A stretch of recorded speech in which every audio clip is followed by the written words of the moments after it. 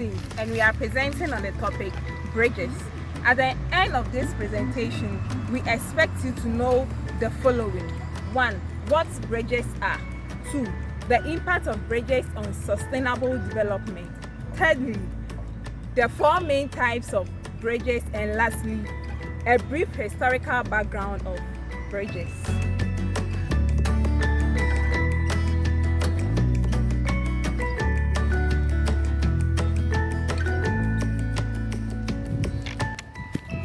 So, a bridge is a structure built to span a physical obstacle, such as a body of water, valley, or road, without closing the way underneath.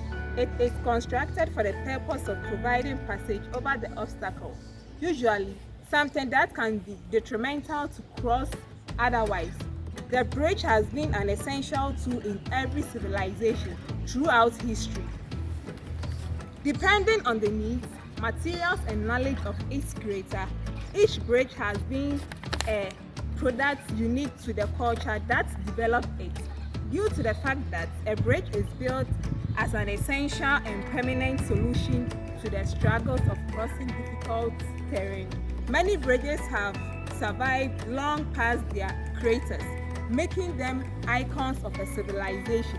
Today, bridge creators take many considerations into account before deciding on the design of a bridge. This includes location, purpose, required length and weight, desired height and clearance, budget, time frame for construction, desired appearance, and much more. Through combination of lessons from the past, modern science, and technology, the bridges of today are the most advanced designs in history. Stemming from this growth was a higher level of security in structural designs, and therefore many more options regarding aesthetic qualities. This study is thus organized to highlight the major types of bridges, historical development of bridges, and the role of bridges in sustainable development. People use bridges every day, often without even realizing it, which is reflected in the large number of unattractive and horribly neglected bridges. This study hopes to inspire interest in the world of architecture for the sake of future groundbreaking designs, creative possibilities, and invigorated pride in these iconic structures.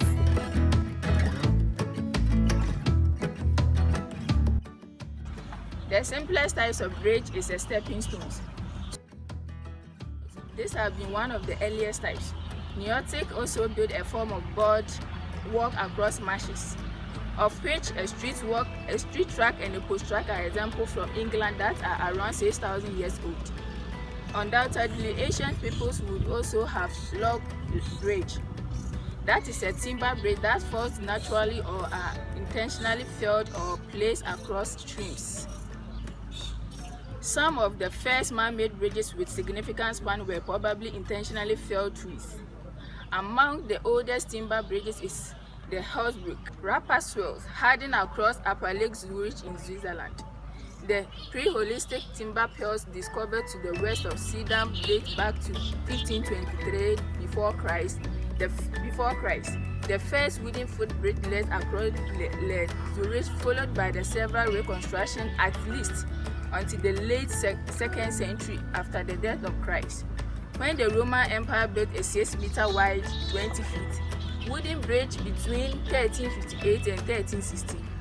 Rudolf Luca of Australia built a new wooden bridge across the lake that has been used in 1878, measuring approximately 1,450 meters, that's 4,760 feet. The length was 4 meters and the feet was 13 feet. On April 6, 2001, the reconstructed wooden bridge was opened during the longest wooden bridge in Switzerland.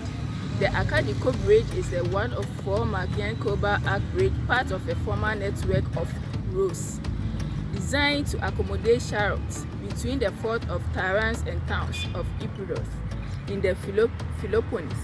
In southern Greece date up to the Greek Bronze Age, 13th century before Christ. It is one of the oldest arch bridges still in existence and use.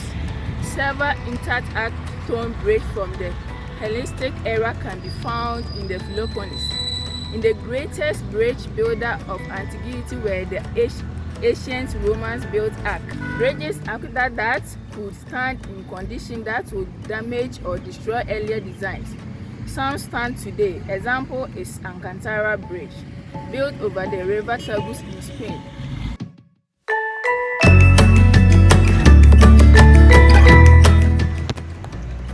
Talking about the types of bridges.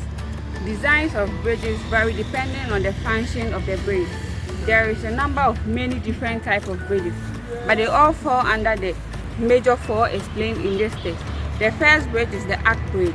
An arch bridge is a bridge with abutment at each end shaped as a curved arch. Arch bridges work by transferring the weight of the bridge and its load partially into a horizontal thrust restrained by abutments at either side. The second type of bridge I'll be talking about is the beam bridge. The beam bridge, also known as a stringer bridge, are the simplest structural form for bridge. The beam bridge is the most common bridge form. A beam carries vertical loads by bending, and as the beam bridge bends, it undergoes horizontal compression on the top. At the same time, the bottom of the beam is subjected to horizontal tension. They have bigger internal forces compared to arch bridges. Because of their ability to bend, you can use wooden, reinforced, concrete, pre-stressed concrete, or steel or materials.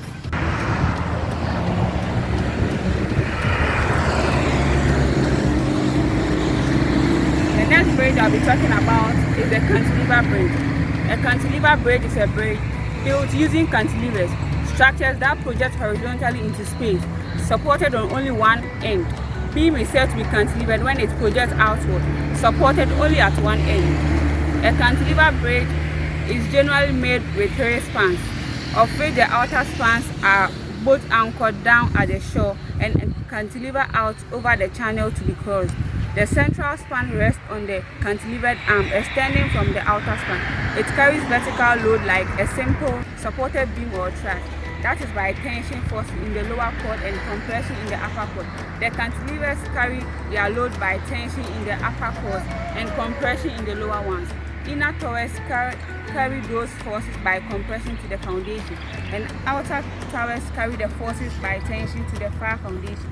With the right material and engineering, a steel truss cantilever bridge can span well over 1,500 feet, that's 460 meters. This type of bridge has been used for pedestrians, trains, and motor vehicles. The last bridge I'll be talking about is the suspension bridge. A suspension bridge carries vertical loads through curved cables in tension. These loads are transferred both to the towers, which carries them by vertical compression to the ground, and to the anchorages, which must resist the inward and sometimes vertical pull of the cables. The suspension bridge can be viewed as an upside-down arc in tension with only the towers in compression.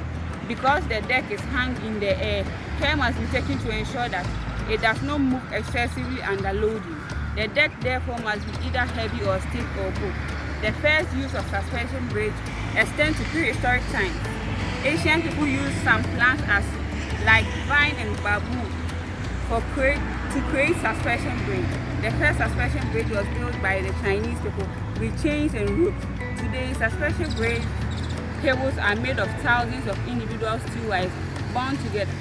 Steel is strong under tension and an ideal material for cable. A single steel wire, only 0.1 inch thick, can support load over half a ton without breaking. Mostly everyone chooses suspension bridges in long span because cable wires are cheaper and more durable than steel beams. Thank you.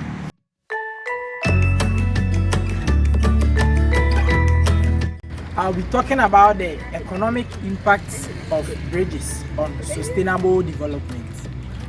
Bridges are a critical component of a nation's infrastructure, making it possible to ship raw materials and finished goods to factories, warehouses, suppliers, distributors, stores, and end consumers. Bridges also facilitate travel so consumers can purchase goods and services in their own communities and beyond. When a bridge closes, economic activity slows or grinds to a complete halt. Bridges increase cash flow when they join two places that complement each other economically. It can have a powerful impact when an area that has a large money supply is connected to one that has goods or services to sell or people who need work. The same is true when a community that has raw materials gains easy access to another that has factories able to convert them into saleable goods.